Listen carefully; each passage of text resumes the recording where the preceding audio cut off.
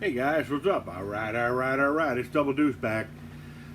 So today, we're going to give this a beat down test, if you know what that means. That means full throttle runs to hammer the living piss out of it, and we'll see what it does. Now, you guys know I ported the intake on the thing. Personally, I was concerned about the exhaust size and the lower end. You know, the crankshaft, the bearings, and all that. So I decided, you know what? In the old days, we used to go out and, like, you know, we used to buy equipment and all this stuff. Like I bought this today, came in the mail, and guess what? It goes in the trash right there because it did not work. So we're going to go back to the tune by ear, stroke by hand, seat of the pants, because I've done that all my life. Now, this thing is revved so high that the bolts are coming out of the intake or the valve covers.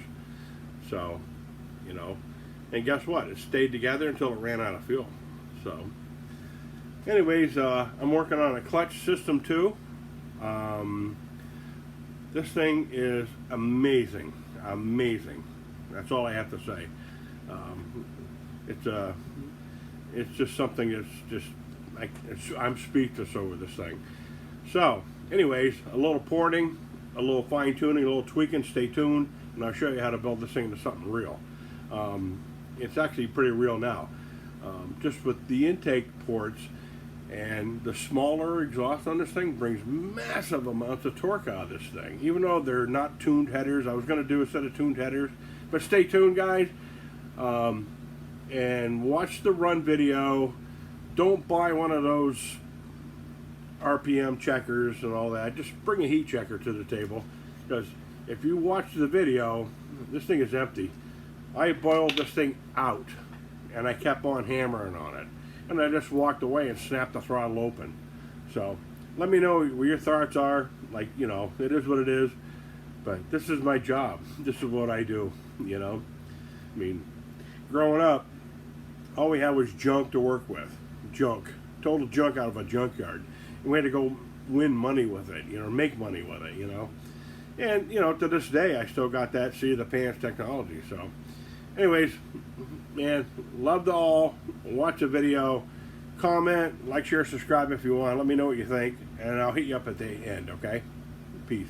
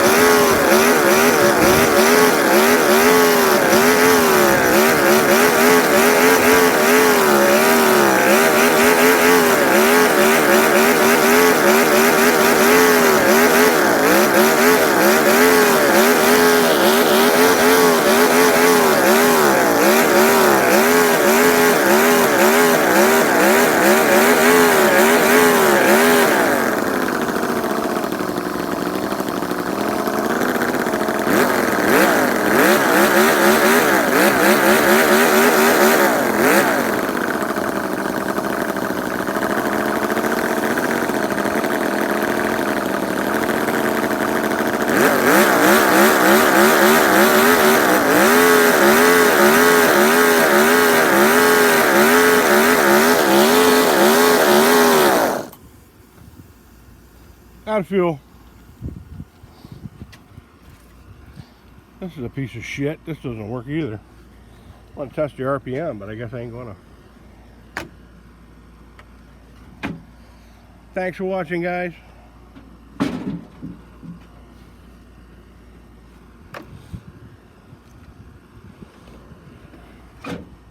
Hey guys, all right. Denny back. What do you think? That goes in the trash. This right here, I really thought that I would bring a little technology to our hobby, but if it doesn't exist here, it ain't gonna exist here. So that goes in the trash. Now, what I've done was I kind of went back to my old days, seat of the pants, totally seat of the pants. Tune by ear, stroke by hand. When you hear it, you know it, okay? Now, if you guys seen the video, tell me what you think. Am I wrong? Am I right? Doesn't matter to me. But, long story short, I said I would get back to you guys with a clutch. So, I've been working on a clutch setup for this thing. If you see, I got this tiny little, tiny little 8-scale clutch on the back here.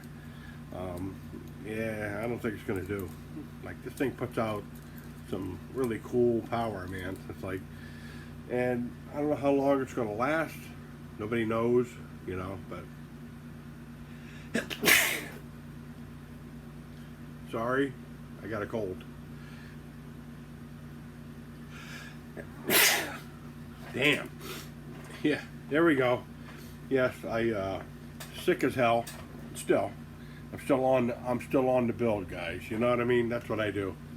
But so I found this clutch because I have a bunch of the old Sen 7.6, you know, monster engines, you know, and they got this really cool bigger clutch on them. However, they're harder than hen's teeth to find, and when you see the clutch bell, the gears are screwed on. There's a small one inside and a big one outside. Most gears that we get to buy are bigger and then smaller, right?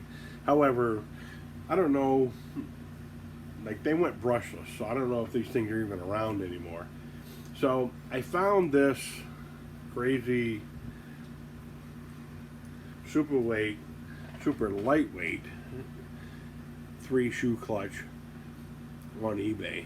And there was another one that actually had a racing clutch where it had fingers that pushed against a pressure plate. But I think this one right here could be our winner for this and a lot of the other TOYAN engines, because it's really lightweight and you can take the flywheel off. And I kind of altered this a little bit. I sawed the back off, and you see I put a little keyway in there so it'll fit the, actually I was making this for the L400 before the debacle, the crankshaft came out. So I think this engine right here has the same output shaft and all this stuff. It needs a lightweight clutch. Now if you're going to look inside here, you're going to see there's really small springs, because I took the big heavy ones out, because this is for a B5 Baja, and it's totally adjustable.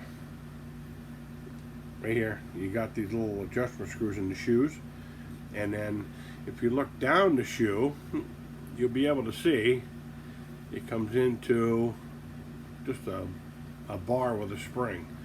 So you can totally tune this clutch for different RPMs. So hopefully I'm on to something here. I'm going to try it on this. I don't know where it's going to go. And then I have my Sen, the old nitro version, the 7.7 Sen 3-speed transmission. I have a few of these here left over because I love the Sens. I bought Sens like all my life because they were, hey, put it this way, when you put a helicopter engine on there, that's 5 horsepower. You know what I mean? Come on, you're bringing love to the table with our hobby. So I don't know how this is going to work with this, but I'm gonna try it. These things are harder than hen's teeth to find too, just like the clutches. So, but I guess HBI had a version of this, and this has 3 speeds with forward and reverse. And the HBI you had to add the reverse. So I have one of those modules, and I think it was another company out there. It was a low-end company that actually copied the HBI gearbox, and actually the forward reverse module I got was from them. So anyway, so when you run one of these lightweight clutches, you can run a big boy, put your big pants on clutch belt off the the Zona engines. So I don't know how long that this crankshaft's gonna live, because me, I like to beat the shit out of everything, but still, it is what it is. It'll be fun to find out. But long story short, I only ported the intake on this thing. You see, it was like I had very, very, very, very no fuel in this thing. It's like you can't even see it in the tank there. And the fuel mileage, just by porting the intake and readjusting the carbs on this thing, is amazing. Now, I still would like to do a set of headers on this, but I don't really think they need it, because small port headers brings a lot of torque. When you get the big, gigantic, like hooker headers, I put those on my my L78 aluminum headed 69 Camaro, and I just was so disappointed because I felt it lost power. Like I had the original exhaust manifolds with the smog system on the car, and they used to like crank. It used to turn on, and then I put the big tube headers on it, and I had a total, dual exhaust system with an H pipe in the middle. Had to remove that little, on convertibles they have a support bracket. They have to bolt to the floor to keep the body from flexing. I had to remove that to put the exhaust on there. And sometimes you learn, sometimes you don't, and I learned, and it was not the right way to go. So I could go back to the original technology of how these things were built, because when the original engines were built, these guys smoked cigarettes, they drank alcohol, and they built massive amounts of horsepower in engines. Nowadays, everybody got to go to the gym. We can't do this, we can't do that, and we're afraid that, hey, are we going to insult somebody? We're going to insult their gender? Hey, guess what? Everybody's welcome in my world. So leave it to me. I'll bring out the horsepower, and I'll show you guys some fun. So, love to all. It doesn't matter. It's all cool, man. Peace to all. Take care.